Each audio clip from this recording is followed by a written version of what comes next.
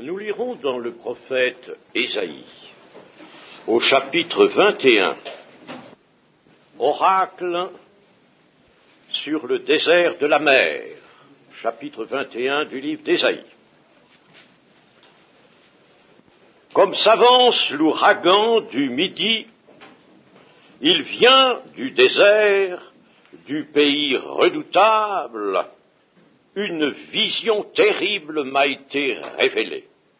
L'oppresseur opprime, le dévastateur dévaste. Monte, Élam, assiège, Médie. Je fais cesser tous les soupirs. C'est pourquoi mes reins sont remplis d'angoisse. Des douleurs me saisissent, comme les douleurs d'une femme en travail. Les spasmes m'empêchent d'entendre, le tremblement m'empêche de voir, mon cœur est troublé, la terreur s'empare de moi, la nuit de mes plaisirs devient une nuit d'épouvante. On dresse la table, la garde veille, on mange, on boit, debout, prince, oignez le bouclier. Car ainsi m'a parlé le Seigneur. Va, place la sentinelle, qu'elle annonce ce qu'elle verra. Elle vit de la cavalerie, des cavaliers 2 à 2, des cavaliers sur des ânes, des cavaliers sur des chameaux, et elle était attentive, très attentive. Puis elle s'écria comme un lion, « Seigneur, je me tiens sur la tour toute la journée, et je suis à mon poste toutes les nuits. Et voici, il vient de la cavalerie, des cavaliers 2 à 2.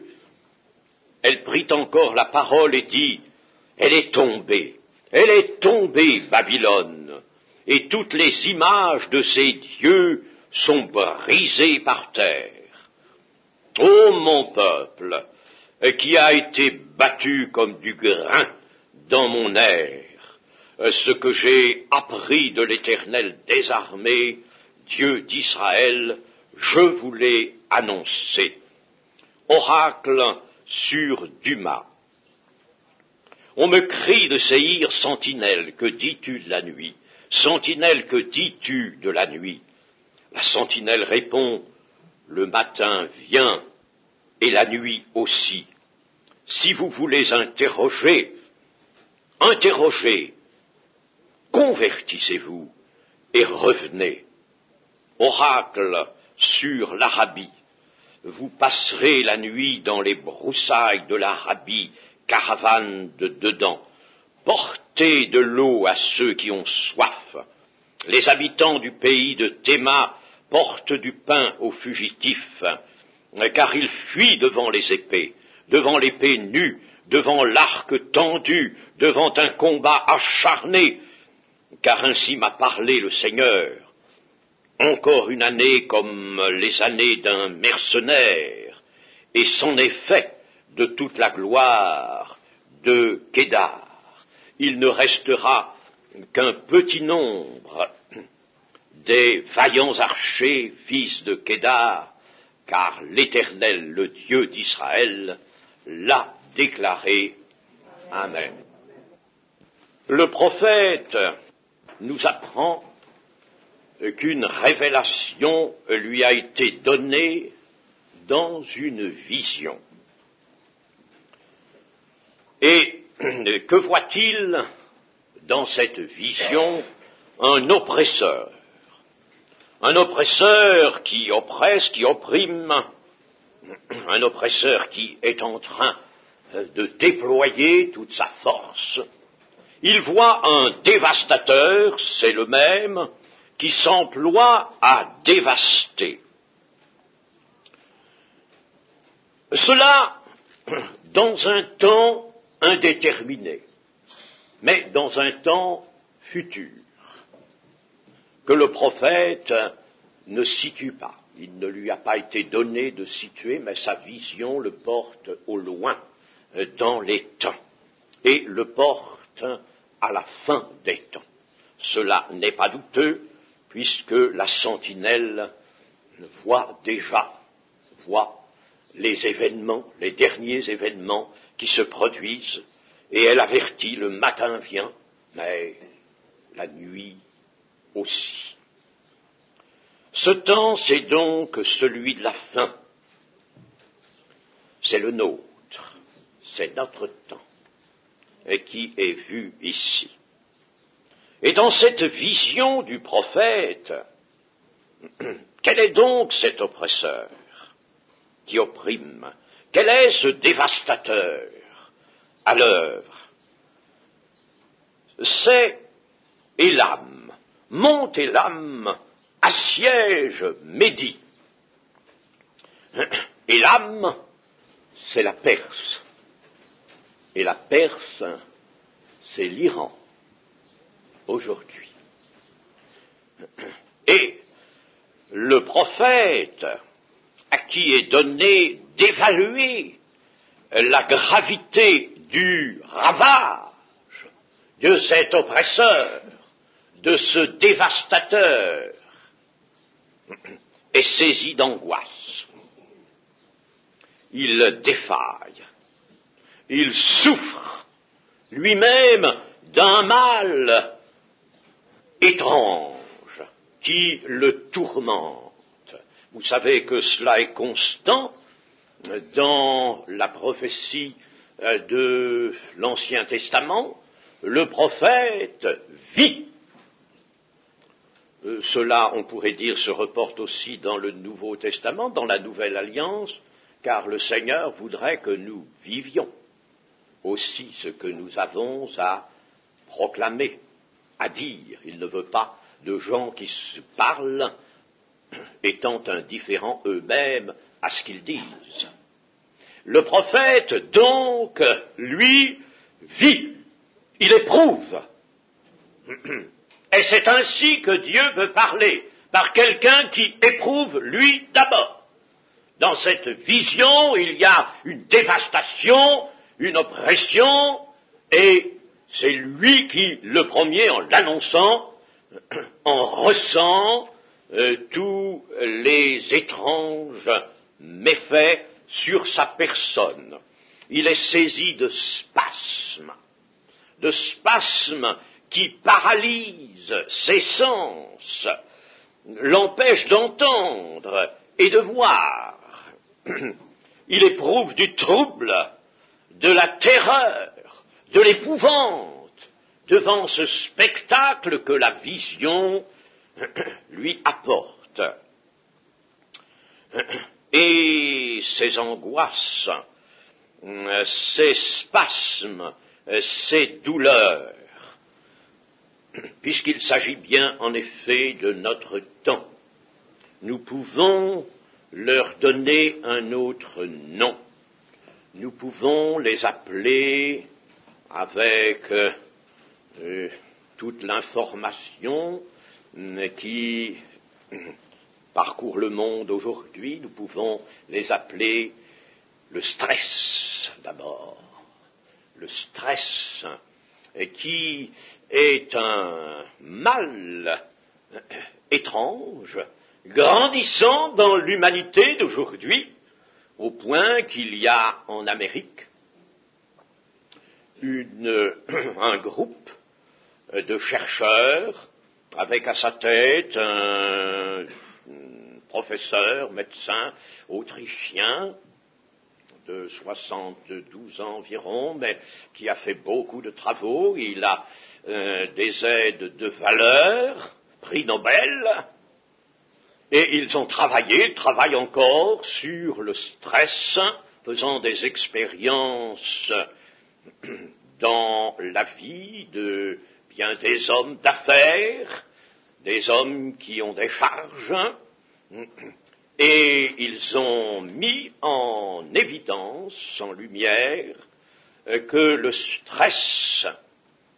était la cause de beaucoup de maladies dont souffrent aujourd'hui les hommes, et même de maladies infectieuses, puisque le stress est avant tout un état nerveux eh bien, il détermine des maladies, beaucoup de maladies. Il est à l'origine de bien des maladies. Et c'est véritablement là un état, une cause qui est bien propre à cette civilisation, pour l'appeler comme on veut l'appeler ordinairement, cette civilisation de la fin des temps. Et puis, nous pouvons lui donner aussi ce nom, cette désignation bien connue, la dépression nerveuse. C'est une véritable dépression nerveuse qui saisit là le prophète pendant qu'il contemple cette vision des spasmes qui l'empêchent d'entendre, le tremblement. Il tremble vraiment, son cœur est vraiment troublé, il est terrifié. La nuit de mes plaisirs, il le voit, bien sûr, il voit cela en un moment peut-être assez court, mais il voit qu'il voudrait peut-être se détendre, se reposer le soir dans sa nuit, et il ne le peut pas, puisque sa nuit devient une nuit d'épouvante. Il est, comme on dit, au bord, il est plus qu'au bord de la dépression nerveuse. Ainsi donc, cela nous confirme en effet que cette vision lui a été donnée pour notre temps, le temps que nous vivons maintenant. Nous y sommes, dans le temps qu'avait ainsi caractérisé la vision du prophète. Que cela ait été donné à Ésaïe ne peut pas nous étonner, car c'est véritablement lui le plus grand, peut-on dire, des prophètes qui ont eu à projeter leur regard prophétique sur la fin des temps. Et il y a même dans le corps du livre d'Ésaïe ce qu'on appelle une apocalypse, une révélation. Apocalypse veut dire révélation. Et l'homme dont le prophète a momentanément tout le trouble, toutes les angoisses, cet homme, c'est l'homme, on va l'appeler par le nom horrible, le nom prétentieux que notre époque lui donne à cet homme, l'homme absolutisé. Ah, c'est bien là une expression pédante, prétentieuse, bête, comme il en est. L'homme absolutisé. Voilà ce qu'ils ont inventé devant l'homme nouveau, l'homme qui est né de nouveau, l'homme absolutisé de la fin du XXe siècle, c'est-à-dire l'homme orgueilleux, l'homme fier, l'homme matérialiste, l'homme incrédule, l'homme qui se voit le génie d'un Dieu, l'homme qui foule aux pieds la parole de Dieu, qui imagine lui-même son avenir. Il a une science, la futurologie. Et l'homme qui fera de sa vie ce qu'il veut, l'homme absolutisé, l'homme maudit, pour l'appeler avec la Bible l'homme maudit. Et je vous rappelle ces paroles du prophète Jérémie. Ainsi parle l'Éternel, maudit soit l'homme qui se confie dans l'homme, qui prend la chair pour son appui et qui détourne son cœur de l'Éternel. Il est comme un misérable dans le désert, et il ne voit point arriver le bonheur, il habite les lieux brûlés du désert, une terre salée et sans habitants, sans véritables habitants. Béni soit l'homme qui se confie dans l'Éternel et dont l'Éternel est l'espérance. Il est celui-là, comme un arbre planté près des eaux et qui étend ses racines vers le courant. Il n'aperçoit point la chaleur quand elle vient, et son feuillage reste vert. Dans l'année de la sécheresse, il n'a point de crainte, et il ne cesse de porter du fruit. Tandis que l'homme absolutisé, lui, porte des épines qui blessent. Le prophète Sophonie, qui est celui d'un petit livre, il a place parmi les 12 petits prophètes, comme on dit. Son livre n'a que 3 courts chapitres. Ce prophète entrevoit le rapide enchaînement des événements des derniers temps, car tous les prophètes ont eu plus ou moins cette vue perçante sur la fin des temps, puisque c'est là qu'Israël se reconstitue, et c'est là en même temps que tout change sur la terre, le jour de l'Éternel. Il a vu donc les événements derniers, et il contemple un jugement qui va frapper la terre entière et dont le pays d'Israël sera le point critique. Il y aura là une violence particulière dans le pays de Juda.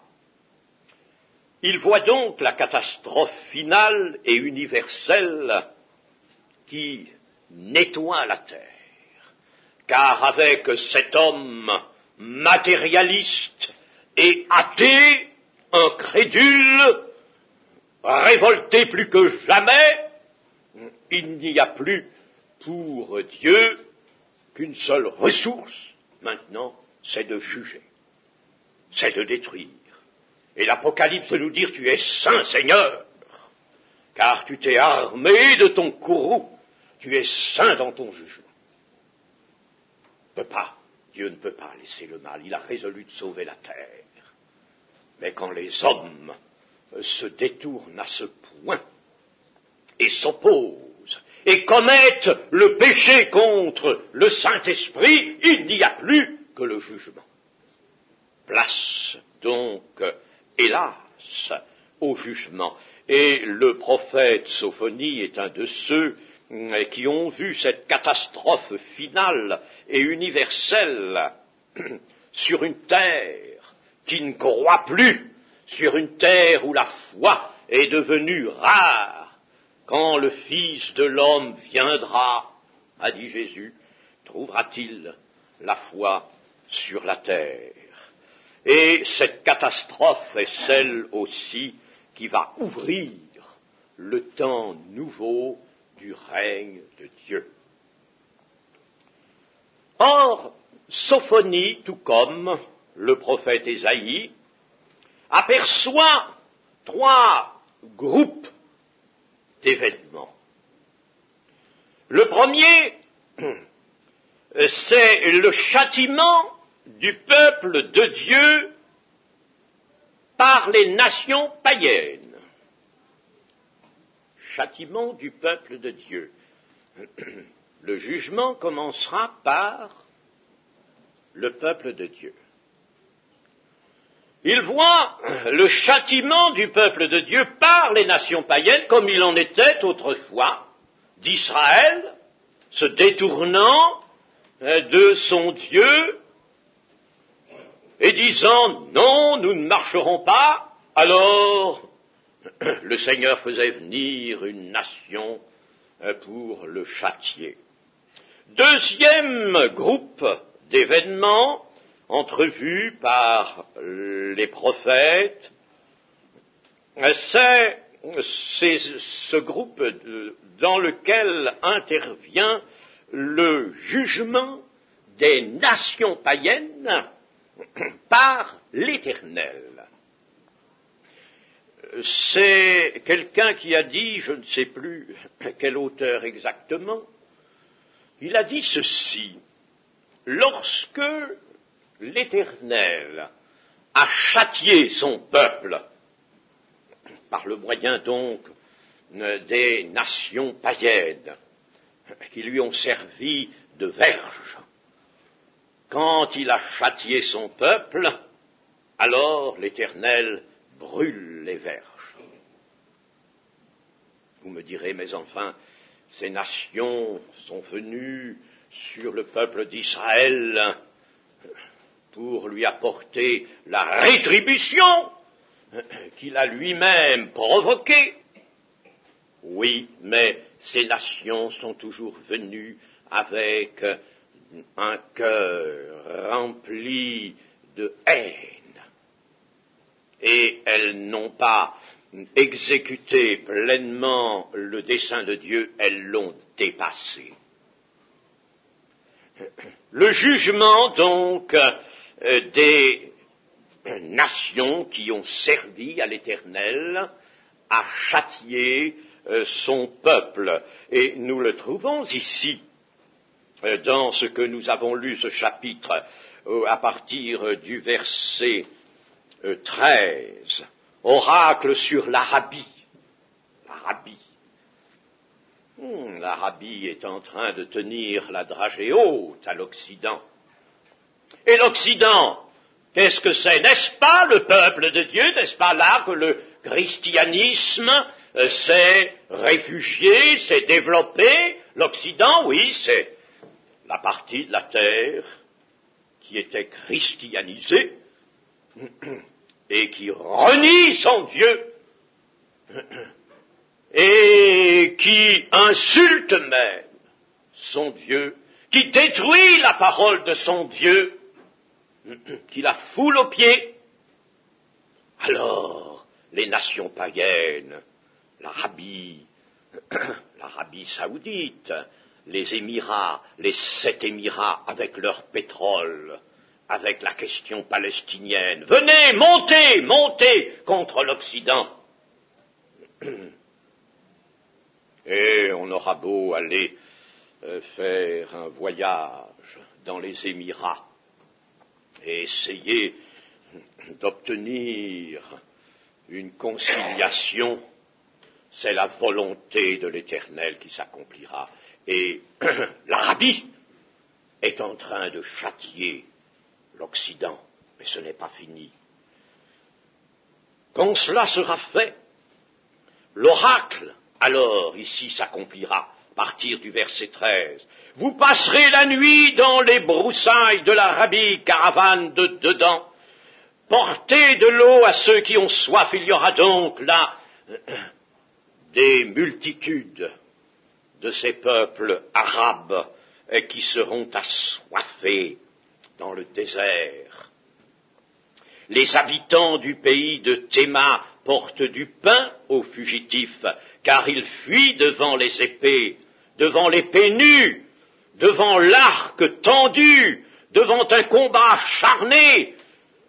Un combat acharné, une épée tendue. Quelle sera cette épée? De quoi sera-t-elle faite? De quelle guerre ici peut-il être question? Mes amis, nous ne pouvons le dire, mais nous pouvons tout de même peut-être y penser. Un jour, hélas, le fléau aura encore à se déchaîner. Car ces relations des pays arabes et de l'Occident ne pourront pas rester tendues sans qu'un jour elles craquent. Et c'en est fait de la gloire de Kédar. Kédar, c'est le peuple qui vit sous les tentes, dans le désert. C'en est fait de cette gloire. Oui, ils se sont glorifiés, mais ça ne durera pas, eux non plus, ne pourront pas laisser venir le temps nouveau, le règne de Dieu, sans qu'ils aient été eux aussi châtiés. Il ne restera qu'un petit nombre des vaillants archers, fils de Kédar, car l'Éternel, le Dieu d'Israël, l'a déclaré. Nous disions que cela était le deuxième groupe des événements qui sont ici prédits et qui sont, je le répète, le jugement des nations païennes par l'Éternel lui-même. Et il y a un troisième groupe d'événements qui est caractérisé par l'apparition d'un peuple nouveau, formé d'hommes de toute nation, de tout peuple, et aussi des rachetés d'Israël. Un peuple dont les lèvres sont purifiées, nous dit le prophète Sophonie, un peuple d'adorateurs et de gens qui étaient dispersés, c'est-à-dire étrangers et voyageurs sur la terre. Ils n'étaient pas, eux, imbriqués dans la révolte du peuple de Dieu. Ils étaient des dispersés et ils apparaissent comme un peuple humble et chétif. En hébreu, ces deux termes ont à peu près le même sens, c'est-à-dire un peuple qui a besoin de la grâce de Dieu. Par opposition à ceux qui ont tout rejeté, un peuple humble et petit qui a besoin de la grâce de Dieu et qui s'attend à l'Éternel pour la recevoir et pour en vivre. Un peuple qui vit de la grâce de Dieu. C'est le troisième groupe des événements. Mais nous avons dit que dans une première phase, cette phase qui prélude au jugement de Dieu proprement dit, le peuple de Dieu, c'est-à-dire le peuple chrétien, c'est-à-dire l'Église prétendue, l'Église qui a dévié, l'Église infidèle, l'Église qui, derrière son nom, son titre, sa qualification chrétienne, cache un sentiment de rébellion, un sentiment d'acharnement même, d'acharnement contre la parole de Dieu. Cette Église qui est noyée dans le monde, qui est confondue avec lui en une Babylone arrogante, c'est ça la déchristianisation, comme on a dit, c'est ça l'Occident chrétien, une Babylone arrogante. Et Babylone dans les Écritures, que ce soit ici, que ce soit dans Jérémie, que ce soit même dans l'Apocalypse. Jérémie désigne bien cela, une fausse Église, une Église apostate, une Église qui a renié ce qui faisait la force de la véritable piété, la piété qui est une relation harmonieuse de l'homme de foi avec son Dieu à travers le Seigneur Jésus-Christ. Ainsi, voici maintenant dans notre Occident une Babylone, et c'est cette Babylone que Dieu ne peut manquer de châtier. Et alors la sentinelle qui est là et qui observe des cavaliers, les cavaliers, nous en connaissons dans l'Apocalypse des cavaliers, ils apportent la disette, ils apportent la guerre, ils apportent la mortalité, la maladie et toutes sortes de maux, eh bien, alors la sentinelle voit cela et elle dit ceci: elle est tombée, Babylone, et toutes les images de ces dieux sont brisées par terre. La Babylone d'aujourd'hui, oui, elle y est déjà, la Babylone, elle est tombée. La sentinelle dit cela parce qu'il voit que cette Babylone va tomber, va être vraiment jugée jusqu'à périr. Et le peuple de Dieu infidèle, donc, nous le précisons, l'Occident chrétien est châtié par les nations païennes, par cette Arabie dont nous parle le prophète, par Élam, Médie, à qui il est dit: montez, monte contre lui, contre ce peuple apostat.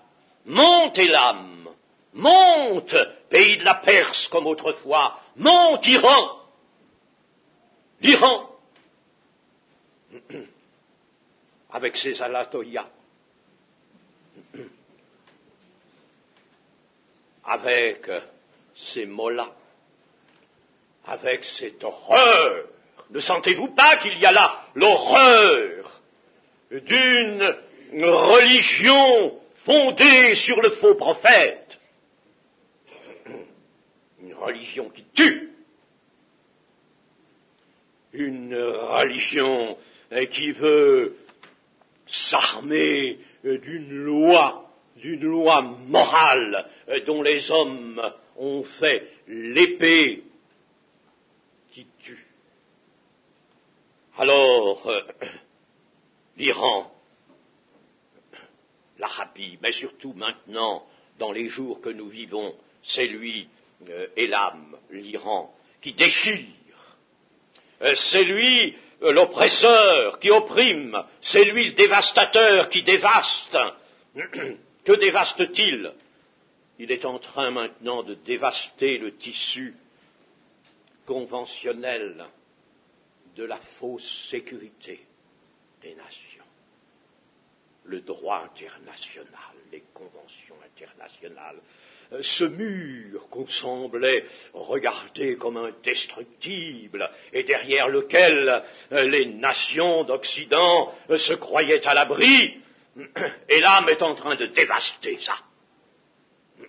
Il a des otages. Il a des citoyens des États-Unis qu'il garde là, qu'il a pris indûment, contrairement à toutes les assurances que pouvaient fournir les conventions internationales. Il les a saisis, il est là, il tient en échec, il humilie une nation, celle de l'Occident, qui est la plus forte, celle qui dispose de la technologie la plus avancée, celle dont l'arsenal pourrait détruire la terre. Elle est tenue en échec par un ayatollah, sans raison, un homme hors de toute raison, qui s'arme de l'islam. L'islam, oui, l'islam, bien sûr, puisqu'il s'agit des nations païennes d'aujourd'hui, puisqu'il s'agit de l'Arabie. L'islam a repris vie. C'est extraordinaire comme on voit l'islam monter à l'assaut de l'Occident. C'est une chose vraiment effarante. Ah oui. Alors l'Iran, là, est à la pointe du combat maintenant. Il dévaste, il détruit. Ce mur qui était l'assurance de l'Occident, paix et sûreté Pouvait-on dire maintenant sur la terre, et ose-t-on encore dire, bien que tout le monde soit certain que le risque aujourd'hui de guerre n'a jamais été aussi grand. Paix et sûreté, a dit l'apôtre Paul, lui-même saisi par un mouvement prophétique. Quand les hommes diront paix et sûreté, une ruine soudaine les atteindra. Une ruine, la ruine de toutes les bases, de toutes les garanties, c'est la ruine déjà, qui prélude à une autre ruine. La ruine est là, la ruine soudaine. L'Iran, l'Afghanistan, les hommes déconcertés, les hommes qui veulent traiter, s'arranger avec celui qui dévore, avec l'oppresseur qui opprime. De là aussi vient une oppression. S'arranger avec lui, on va trouver un moyen politique d'arranger quelque chose qui procède de l'oppression, qui procède de la honte. Le Cambodge, Cuba, d'autres pays. Et savez-vous qu'il y a, en 1978 déjà, aux Nations Unies, on signalait, je crois que c'est 12 millions de réfugiés dans le monde. Aujourd'hui, nous devons avoir plusieurs dizaines de millions de réfugiés dans le monde. La Terre est un camp de réfugiés. Ça ne fait que commencer. L'angoisse va s'amplifier. Le stress va véritablement augmenter son étreinte. Et si l'on n'entend plus, si l'on ne voit plus, comme le prophète l'a lui-même éprouvé, si l'on ne comprend plus rien, si l'on ne sait comment traiter ces monstrueux problème de la dislocation, eh bien, il faudra peut-être écouter la sentinelle. Il faudra peut-être que des hommes écoutent la sentinelle qui dit « Le matin vient et la nuit aussi ». Si vous voulez interroger, si vous cherchez vraiment une lueur, une explication à tout cela, à ce bouleversement que connaît la terre, que connaît l'ordre établi sur le droit, si vous voulez savoir, interroger, commencez par vous convertir. Convertissez-vous et revenez à l'Éternel. Convertissez-vous, changez d'abord, sans quoi vous ne comprendrez rien, sans quoi vous ne saurez pas, sans quoi vous resterez aveugle, et sans quoi vous serez emportés par le jugement. Voilà ce que Dieu nous dit. Dites à l'Occident dépositaire de l'Évangile, centre terrestre mondial des missions. Voilà ce qu'il lui dit. Elle est tombée, Babylone. Babylone est tombée, c'est-à-dire elle va tomber. Quand il y a un présent dans la prophétie, c'est une annonce d'une chose imminente. Elle est tombée, elle va tomber, Babylone. L'Occident, cette Babylone occidentale, va tomber. Et nous voyons bien que cet homme qui représente aujourd'hui l'Église officielle, l'Église de Rome, ce pape, nous l'entendons, nous voyons bien qu'il est l'héritier de ses prédécesseurs et que le culte de l'homme est en lui aussi. Alors, qu'on se laisse prendre, que celui qui voudra se laisse prendre par ces paroles, l'après qui est sur ces paroles, mais regardons-y bien, et examinons sans nous départir de la clarté, de la lumière que seul l'Évangile nous donne, et nous verrons là le langage déjà de l'Antichrist, le langage du faux prophète, avec ses apparentes douceurs, avec ses prétentions d'unifier la terre, d'amener les hommes à un âge heureux. Regardez-le, Dieu est exclu dans un de ses grands discours en France. Ce pape n'a même pas prononcé le nom de Christ. Mes amis, voyez-vous ces choses et pensez à Dieu, lui qui les évalue, qui les jauge, et Dieu qui arrive au terme de sa colère, car il faut que sa colère, qui est l'envers de son amour, se déploie maintenant sur la terre. Babylone va tomber, le matin vient, mais la nuit aussi. Il y aura la nuit, et c'est après cette nuit qu'a vue la sentinelle, ou qu'elle voit maintenant encore, c'est derrière cette nuit que se lèvera l'aurore d'un jour nouveau. Amen.